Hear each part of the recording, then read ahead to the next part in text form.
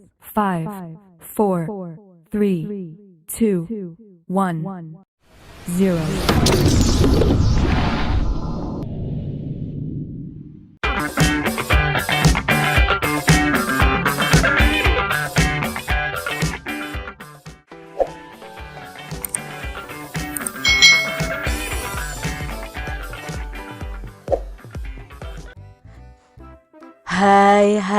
Hai. Selamat datang di channel YouTube Kak Citra. Apa kabar adik-adik semuanya? Kak Citra berharap kalian dalam keadaan yang baik, sehat, dan siap untuk belajar ya. Hari ini kita akan belajar bersama-sama untuk mata pelajaran tematik kelas 4. Kita belajar di tema 5, pahlawanku, subtema 3, sikap kepahlawanan, pembelajaran yang ketiga. Mari adik-adik kita belajar dengan penuh semangat ya. Setelah mengetahui perjuangan para pahlawan, sikap apakah yang dapat kamu tiru dari mereka? Nah, pada pembelajaran di tema 5 ini kita sudah banyak belajar tentang para pahlawan ya.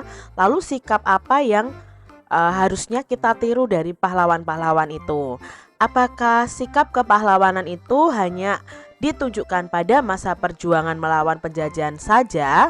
Tentunya tidak ya adik-adik ya. Misalnya kalau pahlawan itu kan gagah berani ya, mereka pemberani, mereka cinta tanah air. Nah, itu tidak ditunjukkan pada masa perjuangan saja, kita bisa menunjukkannya saat ini juga bisa adik-adik. Lalu adakah tokoh-tokoh pada masa sekarang yang tindakannya itu mencerminkan sikap kepahlawanan? Tentunya masih ada ya adik-adik ya. Mari kita cari tahu bersama-sama. Adik-adik sudah belajar tentang memar, luka, dan lepuh. Kamu juga sudah paham cara mengobati memar, luka, dan lepuh. Lah, mari kita ingat-ingat kembali cara mengobatinya adik-adik. Misalnya memar. Memar adalah cedera yang disebabkan oleh benturan atau pukulan pada kulit. Nah, ciri-ciri luka memar adalah sebagai berikut. Jaringan di bawah permukaan kulit rusak dan pembuluh darah kecilnya pecah sehingga darah dan cairan selulernya itu merembes ke jaringan sekitarnya. Memar ini menimbulkan daerah kebiru-biruan atau kehitaman pada kulit. Contohnya kalau kalian tidak sengaja kena meja misalnya, itu agak kebiru-biruan, itu yang namanya memar adik-adik. Bila terjadi pendarahan yang cukup, timbulnya pendarahan di daerah yang terbatas disebut dengan hematoma. Nyeri pada memar biasanya ringan sampai sedang dan pembengkakan yang menyertai sedang sampai berat.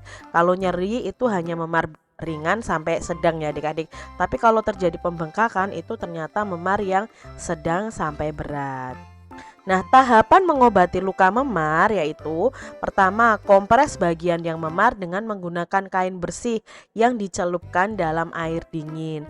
Jika terjadi pendarahan, kompres yang bagian luka itu. Kompres dengan air hangat dulu selama 15-20 menit. Tujuannya supaya pembuluh darah melebar dan darah lancar sehingga proses penyembuhan lebih cepat. Setiap 3 jam sekali ulangi pengompresannya dengan menggunakan kain bersih yang dicelupkan ke air dingin dan air hangat secara bergantian. Itu cara mengobati memar. Sekarang kalau cedera luka. Nah, luka itu didefinisikan suatu ketidaksinambungan dari kulit dan jaringannya. Luka sendiri itu dapat dibagi menjadi dua, yaitu luka lecet dan luka lepuh. Nah, sekarang kita luka lecet. Nah, luka lecet itu disebut juga dengan abrasi, yaitu cedera goresan pada kulit. Cara mengatasinya, bersihkan bagian yang terluka dengan sabun antiseptik. Tekan perlahan bagian luka dengan perban atau kain bersih. Oleskan bagian luka dengan krim antiseptik. Itu cara mengobati cedera luka lecet. Sedangkan untuk luka lepuh itu adalah cedera gesekan pada kulit.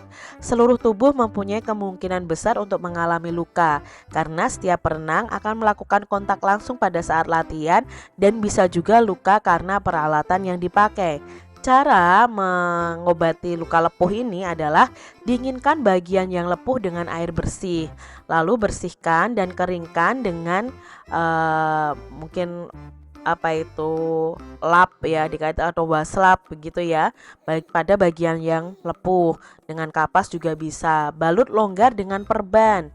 Jangan mengompres luka bakar dengan es karena itu dapat merusak kulit dan memperburuk cedera. Contohnya luka lepuh itu adalah terkena air panas. Ini cara mengobatinya ya adik-adik ya. Masih ingatkah adik-adik dengan perjuangan para tokoh pada masa kerajaan Hindu, Buddha, dan Islam dan masa penjajahan? Nah, bagaimana sikap kepahlawanan yang mereka miliki dan bagaimana pengaruh sikap kepahlawanan mereka terhadap masyarakat di sekitarmu? Tentunya sikap kepahlawanan mereka itu sangat pemberani ya, mereka mau menolong, mereka peduli terhadap rakyat, mereka cinta terhadap tanah air, dan itu mempengaruhi sikap kepahlawanan di sekitar kita.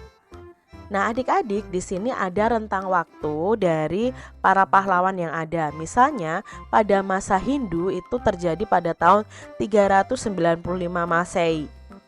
Di sini ada raja yang terkenal yang sudah kita pelajari, yaitu Raja Purnawarman. Sikap kepahlawanannya itu mencintai rakyat, berani melawan perompak ya, itu pada masa zaman Hindu. Lalu setelah itu masa Buddha itu tahun 850 Masehi. Itu ada Raja Balaputra Dewa. Nah, sikap kepahlawanannya apa? Oh, membangun armada yang kuat, membangun ekonomi Sriwijaya. Setelah itu masa Islam ya, itu 1653 Masehi. Itu ada Sultan Hasanuddin. Nah, sikap kepahlawanannya apa? Berani, gigih melawan Belanda, arif dan bijaksana. Lalu pada masa penjajahan tahun 1945 itu ada Insinyur Soekarno. Nah, Insinyur Soekarno itu sikap kepahlawannya apa? Oh, mengutamakan masyarakat, mengutamakan juga musyawarah untuk mufakat, berani dan rela berkorban demi negara.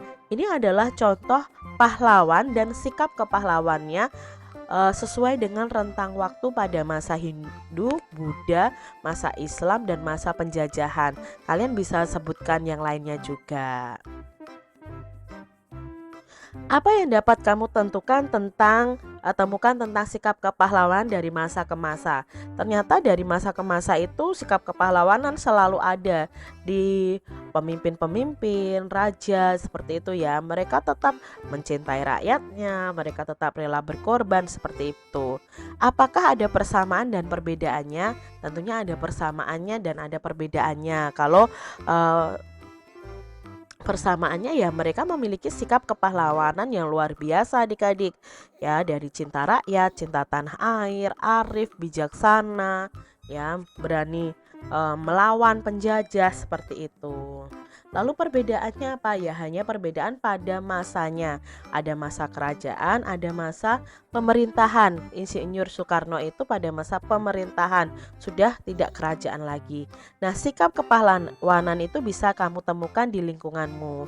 Kamu bisa belajar tentang sikap kepahlawanan dari kisah seorang penjaga pintu perlintasan kereta api. Nah, apa itu ya? Kok bisa mereka bersikap pahlawan? Yuk kita perhatikan di sini. Pahlawan tanpa tanda jasa. Gimin tinggal di desa Lemah Abang, Karawang. Pekerjaannya sangat mulia. Banyak orang yang telah ia selamatkan. Namun demikian, banyak orang yang tidak peduli terhadap pekerjaan yang ia lakukan. Tidak ada ucapan terima kasih yang diberikan kepadanya. Pendapatannya sangat kecil dan tentunya kurang untuk memenuhi kebutuhan keluarganya. Jam istirahatnya tidak menentu. Bahkan suatu saat ia tidak bisa menikmati makan siangnya karena tiba-tiba ada pekerjaan yang harus ia lakukan. Hari raya pun terkadang ia harus masuk bekerja. Namun Gimin tetap berusaha untuk bekerja sepenuh hati. Gimin sangat mencintai pekerjaannya. Ia sudah melakukan pekerjaannya hampir 30 tahun lamanya. Apa sebenarnya pekerjaan Gimin? Mengapa ia sangat senang dengan pekerjaannya?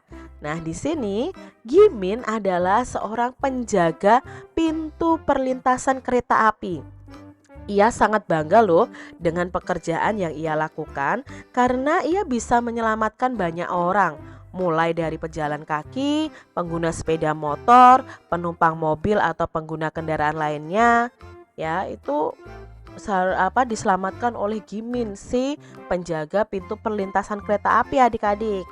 Panas terik atau guyuran air hujan tidak pernah ia pedulikan. Begitu juga dengan suara bising kendaraan. Ia tidak pernah terganggu dengan semua itu. Bahkan umpatan dari mereka yang marah karena Gimin menutup pintu rel pun ia abaikan. Di dalam pikirannya yang ada hanyalah usaha untuk menyelamatkan orang-orang.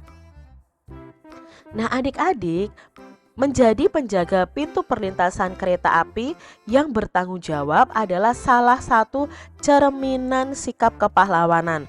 Coba kalau tidak ada Gimin ini ya adik-adik ya, pasti bisa terjadi kecelakaan ya. Banyak orang yang nerobos rel kereta api. Nah kebetulan ada kereta api lewat, ya otomatis akan terjadi tabrakan.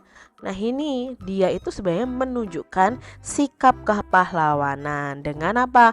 Menjaga orang-orang yang melintasi jalan raya yang melalui rel kereta api itu untuk tetap selamat adik-adik. Sikap kepahlawanan pun dimiliki oleh mereka yang bekerja di kapal selam. Mereka menjaga perairan Indonesia tetap terjaga dari gangguan orang-orang yang tidak bertanggung jawab. Biasanya kapal selam itu menggunakan sebuah jendela yang membantunya melihat keadaan sekeliling. Jendela ini berfungsi seperti mata pengintip. Jendela pada kapal selam ini disebut dengan periskop. Nah, adik-adik di sini ada kapal selam ya. Nah, inilah yang disebut dengan periskop. Kapal selam itu kan berada di bawah perairan ya. Mereka menyelam di bawah perairan. Lalu untuk melihat keadaan di atas, mereka akan memakai periskop ini nih adik-adik. Ya. Jadi orangnya ada di dalam kapal, mereka bisa melihat ke permukaan perairan ya untuk melihat ke sekelilingnya. Nah, di sini adik-adik perhatikan nih. Nah, ini ya, ini kapal selamnya, ini contoh periskopnya. Nah, ini contoh orang yang melihat keadaan sekitarnya dengan menggunakan periskop adik-adik. Ini periskopnya ya. Periskop bisa kita buat secara sederhana dengan menggunakan bahan-bahan yang ada. Nah ini pada gambar yang ini ada dua orang anak yang membuat periskop sederhana. Nanti apa saja sih alat dan bahannya kita jelaskan ya. Kamu juga bisa berkreasi untuk menghias periskop yang kamu buat. Nah untuk membuat periskop ini alat dan bahan yang diperlukan adalah kardus bekas adik-adik. Lalu ada dua cermin datar yang ukurannya sama, ada lem atau selotip, ada busur derajat, gunting, kertas biasa atau kertas koran atau kertas pembungkus kado untuk luarnya adik-adik. Lalu cara membuatnya bagaimana? Nah ini adalah kardus yang kita perlukan ya. Kita potong ukurannya seperti ini. Bentuklah kardus bekas ini menjadi sebuah balok dengan ukuran tinggi antara 30 sampai 50 cm, panjang dan lebar masing-masing ya. Di sini ada panjang dan lebarnya. Kalian bisa lihat ukurannya ada 6, 4, 6, 4, 2 cm. Lalu buatlah lubang pada bagian sisi bidang AB dan lubang lain di sisi bidang EF dengan ukuran lubang yang disesuaikan dengan besarnya cermin. Lalu rekatkan cermin masing-masing dengan posisi pada gambar dan pastikan cermin saling berhadapan. Nah, posisi cermin ini dengan kemiringan masing-masing 45 derajat. Itu adik-adik cara membuat periskop. Kalian cari tahu di YouTube ya, cara membuat periskop langkah-langkahnya seperti apa. Berdasarkan hasil pengamatan pada periskop sederhana yang telah dibuat, cahaya akan memantul dari objek cermin pada bagian atas periskop. Karena sudut cermin ini, maka cahaya akan dipantulkan kembali kepada cermin bagian bawah periskop. Maka di cermin bagian bawah akan terlihat bayangan objek yang ada di balik penghalang. Itu cara kerja periskop adik-adik. Demikian tadi adik-adik pembahasan kita di tema 5, subtema 3 pembelajaran yang ketiga. Semoga video pembelajaran ini bermanfaat untuk adik-adik semuanya. Dan sampai jumpa lagi di video pembelajaran Kak Citra selanjutnya. Tuhan memberkati.